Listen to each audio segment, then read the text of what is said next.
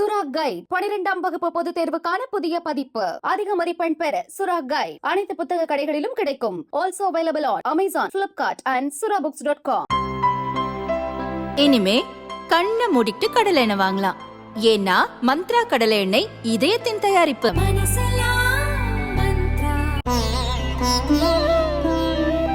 தினம்தோறும் விளக்கேற்ற நல்ல எண்ணெய் இதயம் நல்லெண்ணெய். இன்றைய நம்முடைய சிறப்பு நேர்காணலில் நம்மோடு இணைந்திருக்கிறார் கர்னல் மதன் குமார் அவர்கள். இப்போ அக்னி திட்டத்தை பற்றி தான் நிறைய விவாதங்கள் மீண்டும் எழுந்திருக்கின்றன. தேர்தலை ஒட்டி எதிர்கட்சிகள் இந்த அக்னிவீர் திட்டத்தை, அக்னிபத் திட்டத்தையே நாங்க ரத்து செய்வோம் அப்படின்ற அளவிற்கு வாக்குறுதிகளை கொடுத்துட்டு இருக்காங்க ஒரு புறம்.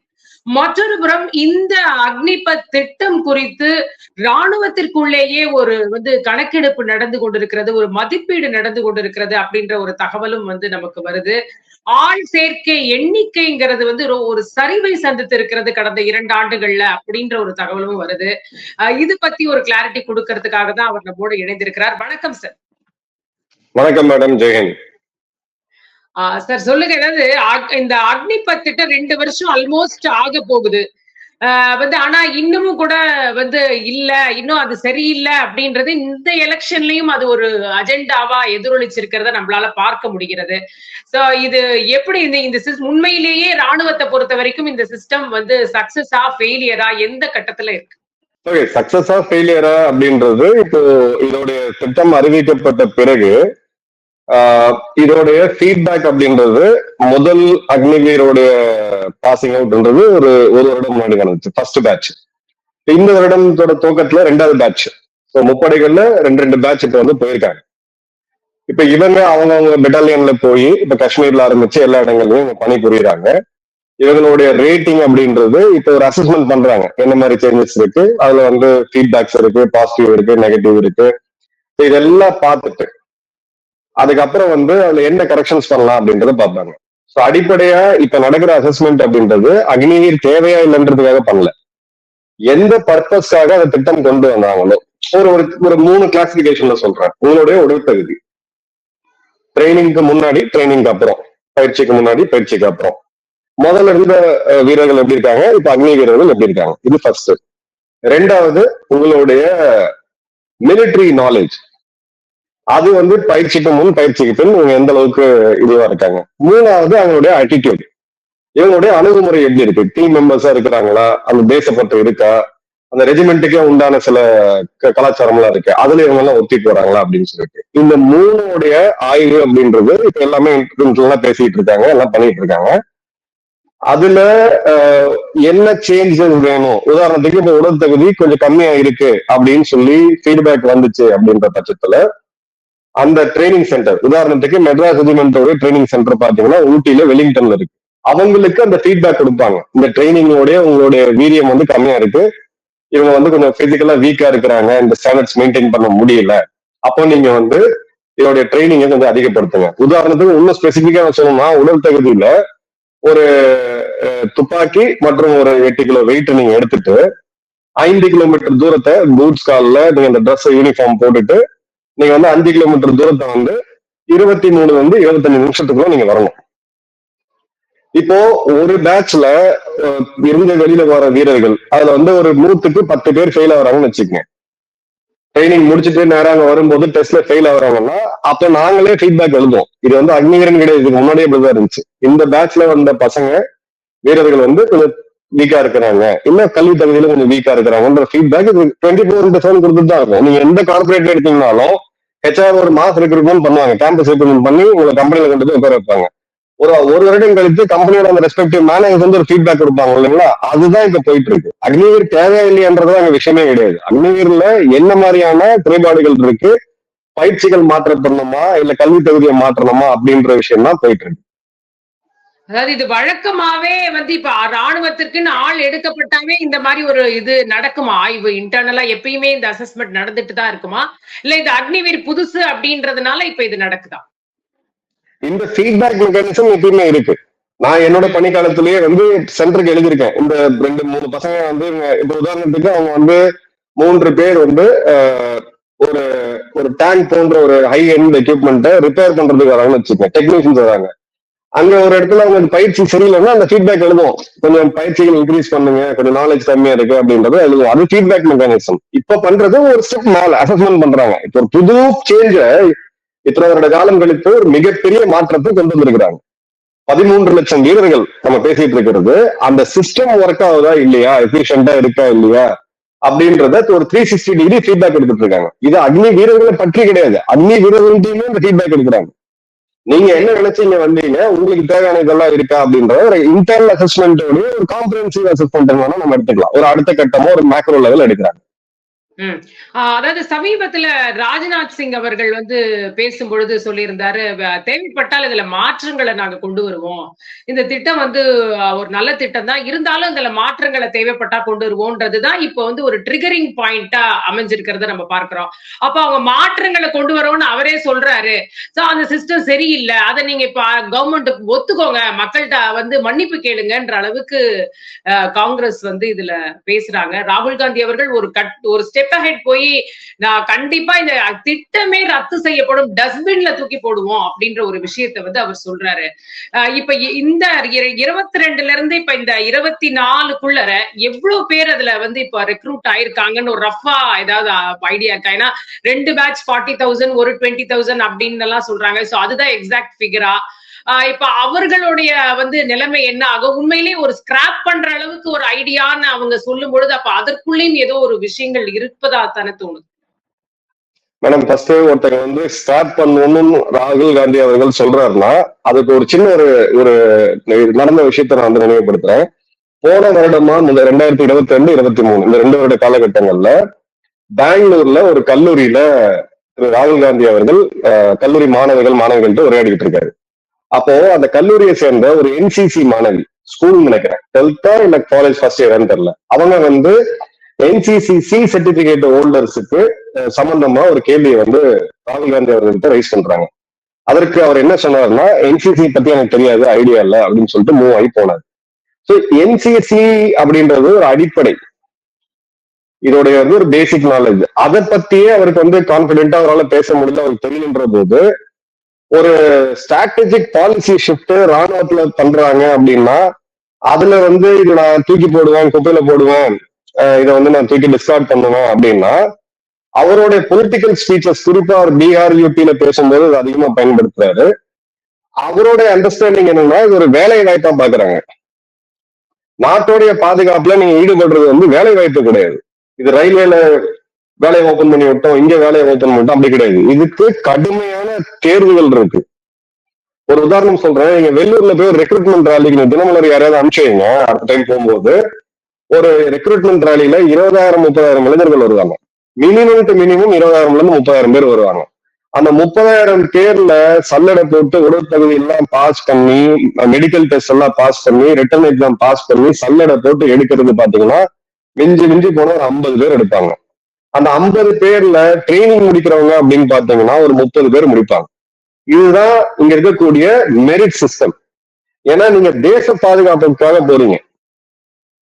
தேச பாதுகாப்புன்னு போகும்போது இங்க வந்து ஒரு ஒரு ரயில்வேல இருக்கக்கூடிய இல்ல மிச்ச துறைகள் இருக்கக்கூடிய எந்த விதமான இடஒதுக்கீடு சலுகைகளும் நீங்க கிடையாது. ஏன்னா இது தேச பாதுகாப்பு சம்பந்தப்பட்டது. அதற்கு உண்டான தகுதிகள், உடல் தகுதி, மனத்தகுதி, கல்வி தகுதி இருந்தா மட்டும்தான் நீங்க வந்து ராணுவத்துல சேர முடியும். இது வேலை வாய்ப்பு கிடையாது. இப்ப இவங்க எடுக்கிற அப்ரோச் வந்து இதனால வேலை வாய்ப்பு வந்து பறி போயிருச்சு, இதனால வந்து நிறைய பேருக்கு வந்து 4 வருஷத்துல போயிடுறாங்க, அவங்களுக்கு வந்து பென்ஷன் கிடைக்கிறது இல்லை அப்படின்ட்டு. நீங்க இன்னைக்கு சொல்லுங்க, இன்னைக்கு இந்தியா முழுக்க இருக்கக்கூடிய மாநில அரசுகள், மத்திய அரசுடைய பல்வேறு துறைகள் எதை கம்மி பண்ணணும்னு எய்ம் பண்றாங்க? பென்ஷன் தான் கம்மி பண்றதுன்னு எய்ம் பண்றாங்க. அளவுக்கு அதிகமான ஆட்கள் வேண்டாம், அவுட் சோர்ஸ் பண்ணுங்க, பிரைவேடைஸ் பண்ணுங்க, பஸ்ல போக்குவரத்து துறையை பிரைவேடைஸ் பண்ணுங்கன்னு சொல்லி எல்லா அரசாங்கங்களுமே, அதுக்கு பிஜேபி, காங்கிரஸ், ஏடிஎம்கே, டிஎம்கே நீங்க எதாவது எடுத்துக்கணும். அப்போ இங்க நம்ம எடுக்க இது அப்ஜெக்டிவ் ஆஃப் அக்னிபத் அப்படின்றது வேற. இப்ப இவங்க வந்து இதை என்ன பண்றாங்க, இதுல வந்து எவ்வளவு பேர் சேர்ந்திருக்காங்க அந்த ஸ்டாட்டிஸ்டிக்ஸ் சொல்றேன். முதல் முறை அக்னிபத் தேர்வு இந்திய ராணுவத்துக்கு 45,000 வேகன்சி அது இருந்துச்சு. கடற்படை 10, ஓவராலா பாத்தீங்கன்னா ஒரு 70,000 வேகன்சி இருந்துச்சு. ராணுவத்துக்கு மட்டும், அதாவது 45,000 வேகன்சிக்கு 8 லட்சம் விண்ணப்பங்கள் வந்துச்சு. எங்க எந்த சைஸ் ஆஃப் இதுன்னு பாருங்க. சோ 8 லட்சம் விண்ணப்பங்கள் வருதுன்னு அன்னைக்கு ஒரு தடவை ஒரு இதுல பேசும்போது, இந்த சிஸ்டம்க்கு ஒரு வெல்கம் இருக்கு அப்படின்னு நம்ம பேசும்போது, அப்ப என்ன சொல்லுவாங்கன்னா, வேலைவாய்ப்பு வேலைவாய்ப்பு அதிகமா இருக்கு, அன்எம்ப்ளாய்மெண்ட் அதிகமா இருக்கு, அதனாலதான் எல்லாரும் வராங்கன்ட்டு. நான் திரும்பவும் சொல்றேன், அன்எம்ப்ளாய்மெண்ட் இருக்கிறதுக்கு ராணுவம் ஒரு இடம் கிடையாது. வேலை வாய்ப்பை பெருக்கிறதுக்கான இது கிடையாது. ராணுவம்ன்றது உங்களுடைய தேசத்தை பாதுகாக்கக்கூடிய வீரர்கள் உச்சபட்சமான தகுதியில் இருக்கிறவங்க தான் நீங்க எடுக்க முடியும். அதுக்குன்னு சில தகுதிகள் இருக்காங்க எடுக்க முடியும். It's not an employment scheme. இப்போ அவ்வளவு பேர் நம்ம டீடைல்டா உள்ள போய் பார்க்கும்போது, இந்த திட்டத்தை நான் ரொம்ப க்ளோஸா ஃபாலோ பண்ணிட்டு இருந்தேன், அதனால உங்களுக்கு சொல்றேன். இந்த திட்டத்தை போய் ஃபாலோ பண்ணும்போது எங்க வருது அப்படின்னு பாத்தீங்கன்னா, ஒரு பீகார் எடுத்துக்கங்க, யூபி எடுத்துக்கங்க, ஹிமாச்சல், பஞ்சாப் போன்றதுல தலைமுறையா ராணுவத்துல போய் சேருவாங்க. ஒரே குடும்பத்துல இருந்து நான் 4வது தலைமுறை 5வது தலைமுறை எல்லாம் பார்த்திருக்கேன். அவங்க குடும்பத்துல ஒருத்தர் கண்டிப்பா ராணுவத்துல இருக்கணும், ஒருத்தர் போலீஸ் துறைக்கு போவார் அப்படின்னு இருப்பாங்க. இப்ப அக்னிபத் வந்ததுல இருந்து இதோட எஜுகேஷனோட குவாலிபிகேஷன் +2 and above சொல்லி பல சேஞ்சஸ் கொண்டு வரும் பொழுது பலதரப்பட்ட மக்கள், இன்ஜினியரிங் முடிச்சவங்க, மாணவர்கள், பலதரப்பட்ட மக்கள், பெண்கள் எல்லாரும் போய் அப்ளை பண்றாங்க. இப்ப பேஸ் வைடன் ஆச்சு. முதல்ல இன்னார் இந்த பகுதியை சேர்ந்தவங்க, ஒரு குறிப்பிட்ட டொமைசைல் இருக்கவங்க இந்த மாநிலத்துல இவ்வளவு பேர் போவாங்கன்னா இருக்கு. இப்போ பஞ்சாப்லயோ இல்ல பீகார்லயோ எடுத்தோம்னா அந்த ரெகுலரா போனவங்க அது கொஞ்சம் டிப் ஆயிருக்கு. பட் அதே சமயம் நீங்க தமிழ்நாடு, ஆந்திரா, கர்நாடகா, கேரளா எடுத்தீங்கன்னா ட்ரெடிஷனலா போனவங்களை விட, உதாரணத்துக்கு வேலூர்ல ஒரு கிராமத்தோட பேரு ராணுவப்பேட்டைன்னு பேர் வச்சாங்க. ஏன்னா அந்த கிராமத்துல இருக்கிறதுலே அதிகமான ராணுவத்தினர் இந்தியாலே ஒரு கான்சன்ட்ரேட்டா இருக்காங்கன்னா அங்கதான் ஒரு வீட்டுல இருந்து ஒருத்தர் இருப்பாங்க. இப்ப அந்த மாதிரி ட்ரெடிஷனலா போறவங்க தவிர பொதுவா எனக்கு இந்த கரியரை நான் பார்க்கணும், எனக்கு ஒரு ஆசை இருக்கு அப்படின்னு சொல்லக்கூடிய வைடர் பேஸ்ல இன்ஜினியரிங் முடிச்சவங்க, ஆர்ட்ஸ் முடிச்சவங்க, பலதரப்பட்ட ஃபீல்ட்ல இருந்து வரக்கூடிய மாணவர்கள் அந்த ஏஜ்ல இருக்கவங்க, பிளஸ் அந்த யங் ஏஜ் குரூப்ல இருக்கவங்க, இது நாள் வரைக்கும் எக்ஸ்ப்ளோர் பண்ணாதவங்க பண்ணிட்டு இருக்காங்க. சோ இவ்வளவு பெரிய ஒரு நாட்டுல, அதுவும் இளைஞர்கள் அதிகமா இருக்கக்கூடிய நாட்டுல நம்ம இதுக்காக ஆள் பற்றாக்குறை அப்படின்றது என்னைக்குமே வராது. அது நம்மளுடைய பாப்புலேஷன் டிப் ஆகும் போது வரும். அந்த சிஸ்டம் அதெல்லாம் இன்னும் வரதுக்கான காலம் இன்னைக்கு வெகு தூரத்துல இல்லை. ஸோ இது இவங்க ஒரு அரசியல் ரீதியா நீங்க பாத்தீங்க அப்படின்னா எந்த ஒரு சேஞ்ச் பண்ணாலும் அதோடைய எஃபெக்ட் அப்படின்றது 10 வருடம் மினிமம் ஆகும். அந்த 10 வருடம்ன்றது டிரான்சிஷன் ஃபேஸ். கார்பரேட்லயும் சரி, நீங்க பல துறைகள்ல இதை பண்ணும்போது இந்த மாதிரியான சேஞ்சை கொண்டு வரும்போது நிச்சயமா அதற்கு உண்டான ஒரு இது இருந்துச்சு. வங்கிகளை தனியார் மயமாக்கும் போது இதே பிரச்சனை வந்துச்சு. நாளைக்கு எங்களுக்கு வேலை போயிடும், இது போயிருந்து அந்த பேஸ்ல இருந்து மாறினாங்க. பிரைவேட் வங்கியில இருக்கிறவங்க எப்படி இருந்தாங்களோ இந்த வங்கியில இருக்கிறவங்க வந்தாங்க. சோ அந்த மாதிரியான பேஸ்ல நீங்க 2 வருஷத்துல இவ்வளவு பெரிய ஒரு மாற்றத்தை கொண்டு 2 வருஷத்துக்குள்ள நீங்க ஷூட் டவுன் பண்ணணும் அப்படின்னு நினைச்சீங்கன்னா இது ஒரு தேசத்தோட பாதுகாப்பு, குறிப்பா நமக்கு சீனாவுடைய அச்சுறுத்தல் ஒரு பக்கம் உங்களுக்கு எந்த அளவுக்கு இருக்குன்னு தெரியும். பாகிஸ்தானுடைய அச்சுறுத்தல் இப்ப கம்மியா இருக்கு. பட் டெஃபினட்டா நமக்கு சீனாவுடைய அச்சுறுத்தல் அதிகமா இருக்கு. இந்த மாதிரி நேரத்துல இந்த நெருப்போட போய் விளையாடுற கதையாவது ஆகும். அதுக்கு உண்டான டைமை கொடுத்துட்டு அதற்கு உண்டான சேஞ்சஸ் எல்லாம் பண்ணிட்டு 5 வருடம் கழித்து இது இன்னும் எஃபெக்டிவா வரல, எங்களுக்கு தேவைப்படுற வீரர்கள் எனக்கு கிடைக்கல, அந்த மாதிரியான ஒரு டீம் ஒர்க் வரமாட்டேங்குது அப்படின்ற வர காலத்துல இது ரைட் ஆஃப் பண்ணலாம், ஒன்றும் பெரிய பிரச்சனை கிடையாது. பட் ஆரம்பிச்ச 2 வருஷத்துல நீங்க அவங்களுடைய பெர்ஃபார்மன்ஸ் என்னன்னே தெரியாம நீங்க ப்ரொபேஷன் எது கொடுக்குறாங்க. ஒரு கார்பரேட்லயோ இல்ல ஏதோ ஒரு நிறுவனத்திலயோ ப்ரொபேஷன் நீங்க கொடுக்குறீங்க. எது கொடுக்குறீங்க ப்ரொபேஷன்? உங்களை செட்டில் ஆகிறதுக்கான டைம் பீரியட். அந்த ப்ரொபேஷன்லயே நான் நீங்க வேலை செய்யறது இல்ல, இந்த சிஸ்டமே இல்லை அப்படின்னு சொல்லி நான் இது பண்ணேன் அப்படின்னா அது ஆர்கனைசேஷன் தான் லாஸை தவிர இது கிடையாது. ஸோ எனக்கு தெரிஞ்சு இந்த சிஸ்டம்ல இதை பத்தி தெரிஞ்சவங்க காங்கிரஸ் கட்சியில நிறைய பேர் டிஃபென்ஸ் மினிஸ்டர்ஸா இருந்திருக்கிறாங்க. டிஃபென்ஸை பத்தி தெரிஞ்ச பல அதிகாரிகள் அங்க இருக்காங்க. அவங்க பேசினா பெட்டரா இருக்கும். ராகுல் காந்தி அவர்கள் என்சிசி பத்தியே தெரியாதுங்கிறாரு. அவரு அக்னிபத்தை பத்தி பேசுறதுல எனக்கு நம்ம இது கொஞ்சம் ஒரு கான்ட்ராக்டிவா இருக்க மாதிரி. சரி, இப்ப ராணுவம் அப்படின்னு வரும்போது நம்ம எல்லாருமே நிம்மதியா இருக்கோம்னா அங்க இருக்கக்கூடிய வீரர்கள் தான். அதுல ஒரு லாயல்ட்டி இருக்கணும் அவங்களுக்கு. அந்த ஒரு அதோட வேலைக்கும் சரி, அவங்களுக்கு ஒரு வேலை மேலேயும் ஒரு இன்ட்ரெஸ்ட் இருக்கணும், தேசத்தின் மேலேயும் ஒரு பற்று இருக்கணும். அப்படின்னா அந்த 4 வருஷம் அப்படிங்கிறது ரொம்ப ஒரு குறுகிய காலம். அவங்களுக்கும் ஒரு இன்செக்யூரிட்டி அந்த பீரியட்ல இருக்கு. ஏன்னா 25% பேர் தான் ராணுவத்துக்குள்ள பர்மனண்டா அங்க வர முடியும் எடுக்கிற பேட்ச்ல அப்படின்னு சொல்லும் பொழுது அவங்களுக்குமே அந்த ஒரு ஒரு டச்சோ ஒரு கான்டாக்டோ ஒரு இதோ இல்லாமலே போகிறதுக்கு கூட வாய்ப்பு இருக்கு இல்லையா? இப்ப சேர்ந்தவங்க எல்லாம் கூட சொல்றாங்க, ராணுவத்தை சேர்ந்த உங்கள மாதிரி உங்க சக அதிகாரிகள்லாம் நிறைய பேர் சொல்ற விஷயம் என்னன்னா, அங்க ட்ரைனிங் கொடுக்கும் பொழுதே இவங்களுக்குமே ஒரு ஹெசிடேஷன் இருக்கு. அதாவது இவங்க இது கூட விரைவில் வெளியில போறவங்களுக்கு இந்த ட்ரைனிங் எல்லாம் கொடுக்கலாமா, அந்த அளவிற்கு இருக்கு. இங்க இருக்கிறவங்களுக்கும் அந்த அளவுக்கு மரியாதை இல்லை.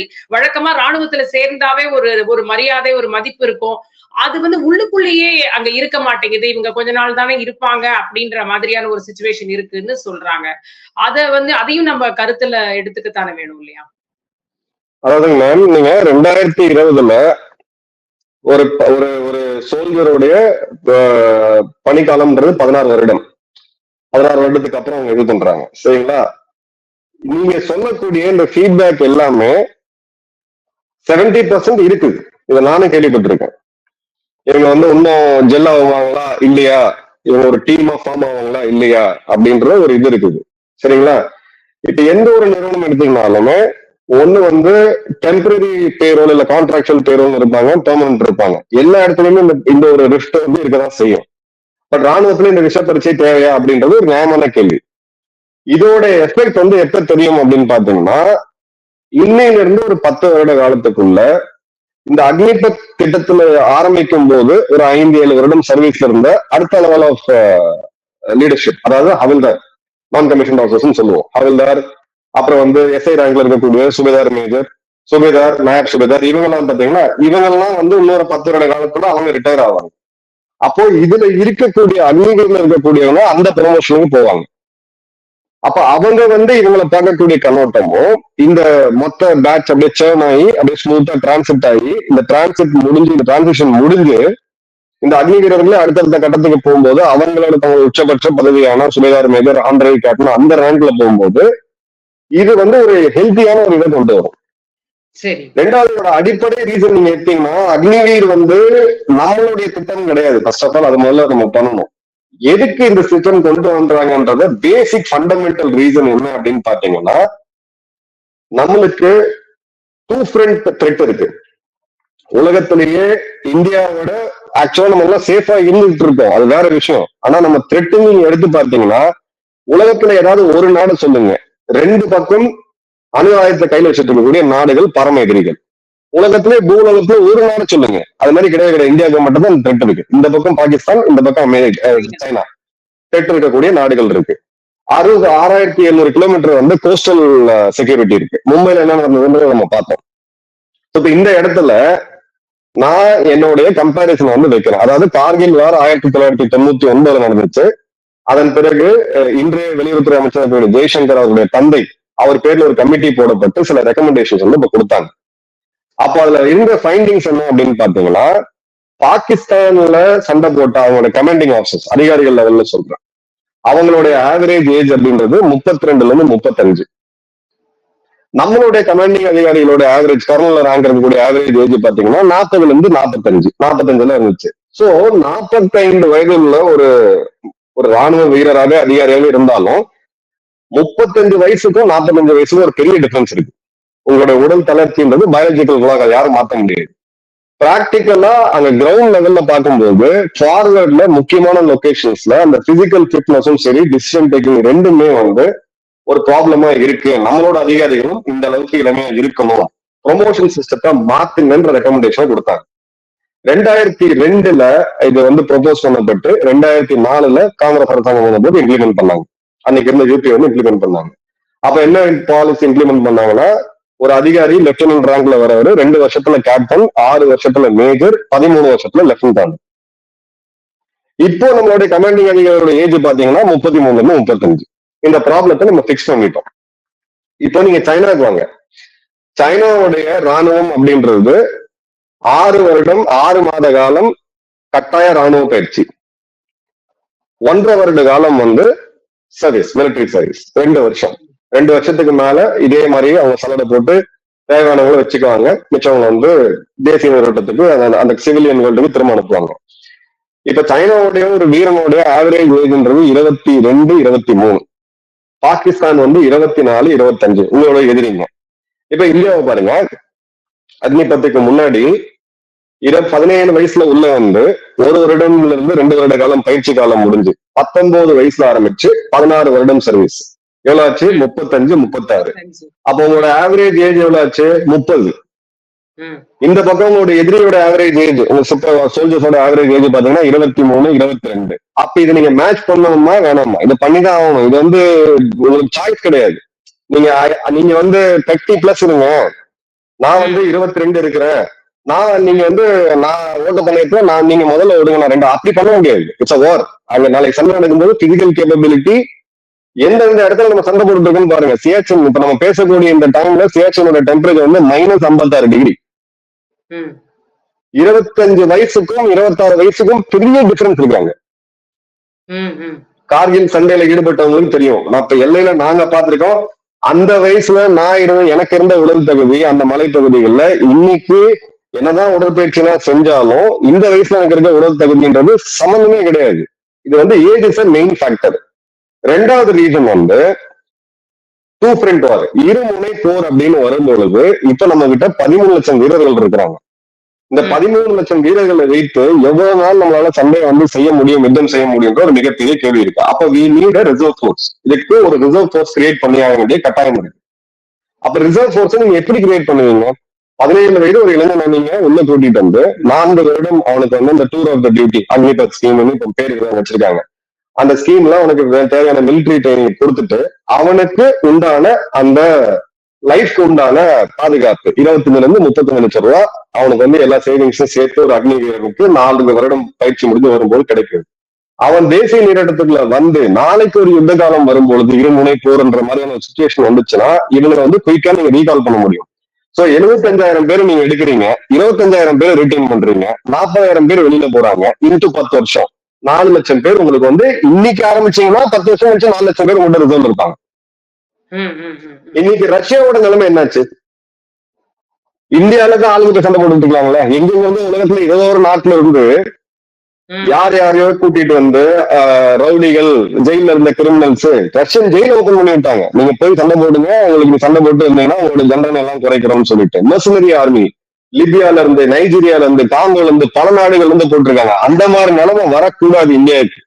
நம்ம வந்து இதுல வந்து ஒரு தொலைநோக்கு பார்வையோட ஒரு இது வேணும். இதெல்லாம் அனலைஸ் பண்ணிட்டு China, Russia, America, France, Israel போன்ற பல நாடுகள், ரஷ்யால பாத்தீங்கன்னா கான்ஃபிளிக்ட்ஸ்ல ஒரு கான்செப்ட் இருக்கு. மிலிட்டரி ட்ரைனிங் 3 மாசம், இன்னைக்கு பேசக்கூடிய தருணத்துல 3 மாசம் ட்ரைனிங், 6-8 மாசம் நீங்க போய் சண்டை போட்டுவாங்க. சோ இந்த மாதிரி ஸ்டடீஸ் மொத்தமா பண்ணிட்டு தான் இந்த 4 இயர்ஸ்ன்றது அரைவ் பண்ணாங்க. அந்த 4 இயர்ஸ் பிளஸ் அந்த 1 இயர் ட்ரைனிங், இதை வந்து அரைவ் பண்ணதுக்கான மெத்தடாலஜியும் இதுதான்.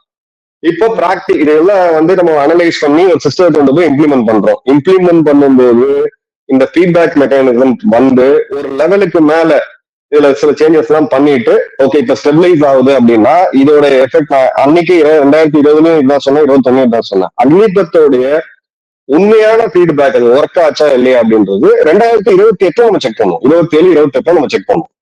அதாவது 2032ல எவ்வளவு பேர் ராணுவத்துல இருக்கணுமோ அவ்வளவு பேர் இருக்க மாட்டாங்க. இந்த ரெக்ரூட்மெண்ட் இப்படியே போச்சுனான்னு ராணுவத்திற்குள்ள இருந்தே தகவல் வர்றதா சொல்லப்படுது. இப்ப நீங்களே கூட பாத்திருப்பீங்க, 2-3 பேப்பர்ஸ்ல எல்லாம் கூட இந்த விஷயங்கள் தொடர்ந்து வந்துகிட்டு இருக்கு. சோ அவர்களே அப்படி ஃபீல் பண்றதுக்கான காரணம் என்ன? நீங்க இவ்வளவு அழகா சொல்றீங்க, அதாவது 10 வருஷம் பார்க்கும்போது 4 லட்சம் பேர் இருப்பாங்க அப்படின்ற ஒரு விஷயத்த சொல்லும்போது இது அங்க உள்ள இருக்கிறவங்களுக்கு தெரியாமலா இருக்கும். இது எங்க இருந்து வருது அப்ப இந்த பிரச்சனை? இல்ல, இதுல என்னுடைய சகாதிகாரிகள், என்னுடைய நண்பர்கள் பல பேர் வந்து அந்த அவங்களுக்கு வந்து ஸ்ட்ராங்கா அதை வந்து கிரிட்டிசைஸ் பண்றாங்க. என்னன்னா சேஞ்ச் இஸ் ஆல்வேஸ் ஸ்ட்ரெஸ்ஃபுல். இத்தனை வருட காலம் ஒரே மாதிரியா நம்ம வந்து இருக்கோம். பிரிட்டிஷ் ராணுவத்துல ஆரம்பிச்சு நம்மளுடைய அந்த கலாச்சாரம் எல்லாமே இது குறிப்பா வந்து ராணுவத்துலதான் அதிக உங்களுக்கு வந்து கிரிட்டிசிசம் இருக்கு. கடற்படையிலயோ விமானப்படையிலயோ கிடையாது. ஏன்னா அவங்க முதல்ல இருந்தே அப்படிதான் இருக்காங்க. அவங்களுடைய கான்செப்டே வந்து அப்படிதான் இருந்துச்சு. பனிக்காலம் கம்மியா இருக்கே ஒழிய அவங்களுக்கு வந்து பெட்டாலியன் கான்செப்ட் கிடையாது. இது regimentation, Madras regiment, Punjab regiment, Jat regiment, Rajput regiment, Sikh regiment, Gurkha regiment, இந்த மாதிரி ரெஜிமெண்டல் கான்செப்ட் கிடையாது. இங்க அவங்க சொல்லக்கூடிய இது வந்து ரெஜிமெண்டேஷன் அப்படின்றது டைல்யூட் ஆடக்கூடாது. ஏன்னா ஒரு வீரன் சண்டை போடுறது 3 விஷயம் எந்த சொல்லுவாங்க. நாம், நமக்கார், நிஷான். நாம் அப்படின்றது என்னுடைய பெட்டாலியனோட பேர். சரிங்களா? உதாரணத்துக்கு 8 ஜாக்லே அப்படின்ற ஒரு பெட்டாலியன் இருக்கு. அந்த பெட்டாலியன் நான் பணிபுரிஞ்சிருக்கேன். அந்த பெட்டாலியன்ல நான் உள்ள போகும்போது பானா சிங் அப்படின்ற பேரை கேள்விப்பட்டிருக்கீங்க. இந்த சியாச்சின் மலைப்பகுதியை பிடித்த ஒரு மிகப்பெரிய வீரர் பரம்வீர் சக்ரா. அந்த பிரஷர் என்கிட்ட முதல் நாள்ல இருந்து இருக்கும். ஏன்னா அதுக்கு உண்டான அங்க ஒரு பெரிய போர் வரலாறு, வெற்றி வரலாறு அந்த ரெஜிமெண்ட்ல இருக்கு. சரிங்களா? நான் அதுக்குள்ள வந்து நான் அந்த அளவுக்கு நான் வந்து ஸ்ட்ரகிள் பண்ணி நான் வந்து என்னுடைய லெவலை வச்சாகணும். அது வந்து ரெஜிமெண்டேஷன் நம்ம சொல்லுவோம். இந்த அதிகாரிகள் சொல்றது என்னன்னா, இது வந்து வந்துட்டு போயிட்டு இருந்தாங்கன்னா இவங்க வந்து 4 வருஷம் சேஞ்ச் ஆனாங்கன்னா ரெஜிமெண்டேஷன் கம்மியாயிடும். ரெஜிமெண்டேஷன் கம்மியாச்சுன்னா ஒரு விஷயம் நல்லா இயங்கிட்டு இருக்குன்னா டிஸ்டர்ப் பண்ணாதுங்க. இதுதான் concept. when something is running well, don't disturb it. இது பிரிட்டிஷ் காலத்துல இருந்து முதல் உலக போர், 2ஆம் உலக போர்ல ஜெயிச்சிருக்கோம், 47 நம்ம 8ல ஜெயிச்சிருக்கோம், 62ல ஜெயிச்சிருக்கோம், 65 ஒரு தோல்வி சீனாவுடைய, 72 திரும்ப ஜெயிச்சிருக்கிறோம், 99 திரும்ப ஜெயிச்சிருக்கோம். இத்தனை வருடம் காலம் ஒரு ஃபுல் ப்ரூஃபா இருக்கிற சிஸ்டத்தை எதுக்கு போய் டேங்கர் பண்ணணும் அப்படின்றதான் அங்க வியூவே ஒழிய, ஆட்கள் கம்மியாயிருவாங்க, இன்னும் 10 வருஷத்துல ஆட்களே வரமாட்டாங்கன்னு சொல்றதை நான் ஒத்துக்க மாட்டேன். ஏன்னா அக்னிபத்தோடைய அப்ளிகேஷன் ஆன்லைன் ரெக்கார்ட் பப்ளிஷ் ஆகுது ஆர்மியோட வெப்சைட்ல, நேவியோட வெப்சைட்ல. 40,000 வேகன்சி 8 லட்சம் பேர் அப்ளை பண்றாங்க. எப்படி கம்மியாகும் ரெக்ரூட்மெண்ட் உங்களுக்கு? பேஸ் வைட்டன் ஆகுது. அதாவது நீங்க எங்க உங்களோட கேட்ச்மெண்ட் ஏரியான்னு சொல்லுவாங்க. பிரிட்டிஷ் போய் எங்க ரேலி நடத்துவாங்கன்னா வெள்ளூர்ல, வாலாஜாபாத்ல நடத்துவாங்க, அதிகமா ராணுவத்துக்கு வரவங்க. திருவண்ணாமலை நடத்துவாங்க, அதிகமா ராணுவத்துக்கு வரவங்க. கோயம்புத்தூர் ஜில்லால நடத்துவாங்க, ராணுவத்துக்கு அதிகமா வரவங்க. இதை விட்டீங்கன்னா தேனி நடத்துவாங்க. இப்போ தஞ்சாவூர்லயோ இல்ல திருவாரூர்லயோ ராணுவத்துல அதிகமா வரலையான கம்மி. இப்போ நடக்கிறதுல மேபி திருவண்ணாமலையில இருந்து நம்ம வேலூர்ல இருந்து அதோடைய ப்ரொபோர்ஷன் கம்மியா இருக்கலாம். ஆனா தஞ்சாவூர்ல இருந்து வராங்க, கன்னியாகுமரில இருந்து வராங்க, எல்லா இடத்துல இருந்து வராங்க. பேஸ் இன்க்ரீஸ் ஆகும். இது கொஞ்சம் மாடர்னைஸ் ஆகுதுன்னு நம்ம எடுத்துக்கலாம். இல்ல இது வந்து கலாச்சார இதுல மாறுதுன்னு எடுத்துக்கலாம். இந்த மாதிரியான இதுல நம்ம எடுத்துட்டு போகும்போது பாத்தீங்கன்னா, இந்த வந்து நம்ம கிட்ட ஆப்ஷன் இருக்கா அப்படின்னா, நீங்க வந்து ராணுவத்தோடைய எண்ணிக்கையை நீங்க அதிகப்படுத்தணும். உங்களுக்கே தெரியும், ஐநாவுடைய நம்மளுடைய இதுபடி ஒரு லெவலுக்கு மேல ராணுவத்தை எண்ணிக்கையை நம்ம அதிகப்படுத்த முடியாது. அதனாலதான் துணை ராணுவப்படியை உருவாக்கணும். அப்ப நீங்க 13 லட்சத்துல இருந்து நாளைக்கு வந்து 20 லட்சம் பேர் வேணும்னா 7 லட்சம் பேர் நீங்க அடிஷனலா எடுக்க முடியாது. நீங்க ரிசர்வ் தான் கிரியேட் பண்ணி ஆகணும். இதான் இஸ்ரேல் பண்ணிருக்காங்க, இதான் அமெரிக்கா பண்ணிட்டு இருக்காங்க, இதான் ரஷ்யா பண்றாங்க, இதான் வந்து சைனா பண்றாங்க, எல்லாருமே இதான் பண்றாங்க. நம்ம புதுசா ஒரு சிஸ்டத்தை வந்து நம்ம கொண்டு வரல. இது வந்து இல்ல அப்படின்ற மாதிரி நம்ம கொண்டு வரல. இதுல இவங்க சொல்லக்கூடிய ஜென்யூன் கன்சர்ன்ஸ், ரெஜிமெண்டேஷன் எப்படி பாதுகாக்கப்படணும், இந்த ஃபைட்டிங் ஸ்பிரிட்டை எப்படி வந்து இன்டாக்டா வைக்கணும் அப்படின்றதெல்லாம் இனி வரக்கூடிய காலங்கள்ல வந்து நம்ம பார்க்கலாம். இன்னும் 2 வருஷம் கழிச்சு இன்னொரு ரிவ்யூல நாமளே இதை பத்தி பேசுவோம். அது இல்ல, ரெஜிமெண்டேஷன் இல்ல அப்படின்னு எனக்கு ஃபீட்பேக் கிடைச்சாலும் நானே அதை ஓப்பனா சொல்லிட்டு போறேன், இல்ல இது சரியில்லை, மேபி இதை வந்து வேற மாதிரி எப்படியே கொண்டு போகலாம் அப்படின்ட்டு. 75க்கு பதிலா 75-25 அப்படிங்கிறது சரியா இருக்குமா? 50-50 மேபி இவங்க கன்சிடர் பண்றாங்க. எனக்கு வந்து 50-50 ரீடைன் பண்ணலாமா அப்படின்னு கன்சிடர் பண்றாங்க. எனக்கு 50-50 ரீடைன் ஆகுது அப்படின்ற பட்சத்துல நல்லது. இல்ல 75-25 ஆகுன்றது ஃபியூச்சர்ல. முதல்ல 50-50 தான் பாக்குறாங்க. இதுவுமே ராணுவத்துல மட்டும். அதுவும் குறிப்பா இந்த ரெஜிமெண்டேஷன் சொல்லக்கூடிய ஃபைட்டிங் போர்சஸ்ல உங்களுடைய தரைப்படை, அதாவது உங்களுடைய இன்ஃபேன்ட்ரி, உங்களுடைய பீரங்கி படை, ஆர்ட்லரி, அதுக்கப்புறம் உங்களுடைய டேங்கி படை, டேங்க் ரெஜிமெண்ட், இதுதான் பேசிக் ஃபைட்டிங் யூனிட். இந்த இடத்துல ஏதாவது இதுக்காக ஸ்பெசிபிக்கா சேஞ்சஸ் ஏதாவது பண்ண வேண்டியது இருந்ததுன்னா அதை வந்து இவங்க கன்சிடர் பண்ணி பண்ணுவாங்க. மேபி 25% 30 இல்ல 50 அவங்க முடிவு பண்ணுவாங்க. பட் மெஜாரிட்டி அப்படின்னு பார்க்கும்போது இந்த சிஸ்டம் வந்து சோஃபார் இந்த ஒரு சங்கை தவிர இது வந்து சோஃபார் அந்த பெயின், அந்த ப்ராப்ளத்தோட நான் திரும்ப சொல்றேன், டிரான்சிஷன்ல நிச்சயமா ப்ராப்ளம் இருக்கதான் செய்யும். நாளைக்கு உங்களுடைய ஆபீஸ்ல உங்களோட இருக்கிற மாதிரி வேற இடத்துல உங்க உட்கார வச்சோம்னா அங்கேயே நீங்க ஒரு 10 மினிட்ஸ் ஸ்ட்ரெஸ்ல தான் இருப்பீங்க. So change is always stressful. அந்த பெயினோட இந்த சிஸ்டம் வந்து ஒர்க் ஆகிட்டு இருக்குன்றதா என்னோட பார்வை. இது களத்துல இப்ப வந்து எலெக்ஷனை முன்னிட்டு எல்லாருமே இப்ப ரிப்போர்ட்டர்ஸ் எல்லாமே களத்துல போறவங்க எல்லாம் என்ன சொல்றாங்கன்னா, அந்த நார்த் இந்தியால இப்ப நீங்க பாத்தீங்கன்னா ராஜஸ்தான்ல எல்லாம் இதற்காக அகாடமியே இருக்கு. இதற்கான வந்து ஒரு வில்லேஜ்ல இருக்கிறவங்க எல்லாமே தொடர்ச்சியா அந்த வில்லேஜே அதனாலதான் வந்து த்ரைவ் ஆகுது. அங்க இருக்கிறவங்கல ஒரு ஃபேமிலில 2 பேராவது வந்து உத்தரப்பிரதேஷ்ல காசிப்பூர்ல ஒரு கிராமமே சொல்றாங்க, சவுத் ஏசியாலேயே வந்து லார்ஜஸ்ட் பாப்புலேஷன் இருக்கக்கூடிய ஒரு கிராமமா அது. அங்க இருந்து பாத்தீங்கன்னா எல்லாருமே அவங்க வீட்டுக்கு 2 பேரு அங்கதான் இருப்பாங்க. ஆனா அந்த இளைஞர்கள் மத்தியில இன்னைக்கு வந்து அந்த ராணுவத்துல சேர்றதுன்றது வந்து அந்த ஆர்வம் குறைஞ்சிடுச்சு அப்படிங்கிறாங்க. இந்த அகாடமி இருக்கும், அங்க கிரவுண்ட்ல எப்ப பாரு எக்ஸசைஸ் பண்ணிட்டு அவங்க இருப்பாங்க, அந்த ஆட்கள்லாம் இப்ப குறைஞ்சு போயிட்டாங்க அப்படின்னு ஜஸ்ட் இப்படி பார்க்கும் போதே தெரியுது அப்படின்ற மாதிரியான ஒரு ரிப்போர்ட்ஸ் எல்லாம் வருது. அப்புறம் ஆனா நீங்க சொல்றீங்க இவ்வளவு பேர் அப்ளை பண்றாங்க இந்த போஸ்டுக்கு அப்படின்னு சொல்லிட்டு. உங்களுடைய பாக்கெட்ஸ் அந்த பேஸ் ராஜஸ்தான்ல குறிப்பிடக்கூடிய இடம், பீகார்ல குறிப்பிடக்கூடிய இடம், தமிழ்நாட்டுல தெலுங்கானால பாக்கெட்ஸ்ல இருக்கு. இந்த மாவட்டங்கள்ல இருந்துதான் ராணுவத்துக்கு அதிகமா மக்கள் வந்துகிட்டே இருப்பாங்க. அது கம்மியா இருக்கு, நானும் அதான் சொல்றேன். அந்த கேட்ச்மெண்ட் ஏரியா கம்மியா இருக்கு. ஆனா நீங்க ஓவரால் எவ்வளவு பேர் ராணுவத்துல சேர விண்ணப்பிச்சிருக்காங்க அக்னி வீரர்னு பாத்தீங்கன்னா 8 லட்சம் பேர். சரி, பேஸ் வேற வேற இடத்துல இருந்து வராங்க. அதாவது அதாவது இங்க இருந்து யாரும் வரமாட்டாங்கன்றது கிடையாது, அந்த இடத்துல கிரிப் ஆயிருக்கு. ரெண்டாவது நீங்க எடுத்தீங்கன்னா இங்க நீங்க சோசியல் இதையும் நீங்க பார்க்கணும். அந்தந்த பீகார்ல எனக்கு கணிசமான அளவுக்கு நான் என்னுடைய துருப்புகள் என்னோட வீரர்கள் பீகார் சேர்ந்தாங்கன்றதுனால எனக்கு அந்த ஸ்டேட்டை பத்தி எனக்கு நல்லா தெரியும். அடிப்படையா பீகார்ல நீங்க பாத்தீங்கன்னா கவர்மெண்ட் வேலை இருந்தாதான் பொண்ணு, உங்களுக்கு பொண்ணு கிடைக்காது. கவர்மெண்ட் வேலை இருந்தாதான் பொண்ணு. நீங்க கவர்மெண்ட்ல ரயில்வேல நீங்க பியூனா கூட இருக்கு, அதெல்லாம் விஷயம் கிடையாது. உங்களுக்கு கவர்மெண்ட் வேலை இது சோசியல் ஸ்டிக்மா, இது ஜஸ்ட் பேட். அந்த மாநிலத்துடைய வளர்ச்சி அவங்களுடைய இது அப்படி இருக்குது. கவர்மெண்ட் வேலை இருந்தாதான் அப்படின்ற நிலைமை இன்னைக்கு அங்க இருக்குது. சோ நான் அக்னி வீரரா போறேன், 4 வருஷம் கழிச்சு திரும்ப வெளியில வந்துட்டா அப்ப என் பொண்ணு நிலைமை என்ன ஆகும்? ஒரு செக்யூர்டு ஜாப் இருக்கணும் அப்படின்ற பார்வையில பீகார், பார்ட்ஸ் ஆஃப் ராஜஸ்தான், இந்த இடத்துல இந்த ப்ராப்ளம் வந்து காமனா இருக்கு. சரி, அதாவது இப்ப இந்த திட்டத்தை பொறுத்த வரைக்கும் சின்ன சின்ன மாற்றங்கள் வரும், ஒரு அசஸ்மெண்ட் வந்துரும், ஒரு 10 வருஷம் கழிச்சுதான் இதோட கரெக்ட் பொசிஷன் வந்து கொடுக்க முடியும்னு நீங்க சொல்றதை புரிஞ்சுக்க முடியுது. ஃபைனலா ஒரு 5 இயர்ஸ், இப்ப 2 வருஷம் ஆயிருக்கு. நான் என்ன சொல்றேன், 2 வருஷம் ஆயிருக்கு, 4 வருஷம் கழிச்சு வெயிட் பண்ணுவோமே, இது என்ன சிஸ்டம் இருக்குன்னு பாப்போம். இப்போ உதாரணத்துக்கு ஒரு பேட்ச் கம்ப்ளீஷன் ஆகட்டும்ங்கறீங்க. அந்த ஒரு நான் என்ன கேக்குறேன், இப்போ இதோட ஸ்டேட் இப்படி ஒரு இன்டர்ன் ஃபீட்பேக் எடுப்போம். இப்ப இந்த வீரர்கள் ராணுவத்துல சேர்றவங்க கணிசமான பேர் எங்க போறாங்க? காஷ்மீர்ல தான் போறாங்க. நான் ட்ரைனிங் முடிச்ச அடுத்த 20 நாள்ல வந்து நான் காஷ்மீர்ல ஒரு முக்கியமான எல்லை பகுதிகளில் நான் இருந்தேன். இப்ப இந்த வீரர்கள் 1 வருட காலமா நான் பணி புரிஞ்சுட்டு இருக்காங்களா? இப்ப இந்த 1 வருட காலத்துல நடந்த தீவிரவாத தடுப்பு ஆபரேஷன்ஸ், கவுண்டர் டெரரிசம் ஆபரேஷன்ஸ்ல வீரர்களோட உயிர் பலி அலாமிங்கா அதிகமா போயிடுச்சு. 1-2 உயிர் போயிட்டு இருந்து திடீர்னு 20 உயிர் போயிடுச்சு. அப்ப அக்னிபத் திட்டத்துல ஏதோ ப்ராப்ளம் இருக்கு. இல்ல வீரர்கள் வந்து பயந்துட்டாங்க, ஆக்சுவல் புல்லட்ஸை ஃபேஸ் பண்ண முடியல. அங்க இருக்க அதிகாரிகள் சொல்றாங்க, என்ன இந்த மாதிரி ஸ்டூடெண்ட், இந்த பசங்க எல்லாம் புதுசா இந்த வீரர்கள் எல்லாமே வந்து பயப்படுறாங்க, அந்த இது இல்ல, திராவிடம் இல்ல, அந்த வெறி இல்ல அப்படின்னு சொல்லும் போது நிச்சயமா இந்த இடத்துல நம்ம வந்து ரெக்ரூட்மெண்ட் கரெக்டா இருக்கா இருக்கிறத கரெக்டா பார்க்கணும். இந்த இடத்துல இன்னைக்கு நம்ம பேசக்கூடிய தருணத்துல முந்தா நேத்து லடாக்ல இருக்கக்கூடிய ஒரு நியூஸ், நான் என்னுடைய நண்பர்கள் இன்னைக்கும் பல பேர் சர்வீங்க இருக்க அதிகாரிகள் இருக்காங்க, மூத்த அதிகாரிகள் இருக்காங்க, நான் பேசிட்டு தான் இருக்கேன் அவங்க கூட. பட் நான் நியூஸ்ல பாக்குறத மட்டும் நான் உங்களுக்கு வந்து டிஸ்கஸ் பண்றேன். இன்னைக்கு ட்ரோன்ஸ், FPVs சொல்லக்கூடிய ட்ரோன்ஸ்ல அக்னி வீரர்கள் எல்லாரையும் மேண்டேட்டரியா ட்ரெயின் பண்ணுங்க ட்ரோன்ஸ்ல அப்படின்ற உத்தரவின் பேர்ல இப்ப அக்னி வீரர்கள் வந்து ட்ரோன்ஸ் வந்து ட்ரோன்ஸ்ல ட்ரெயின் ஆயிட்டு இருக்காங்க.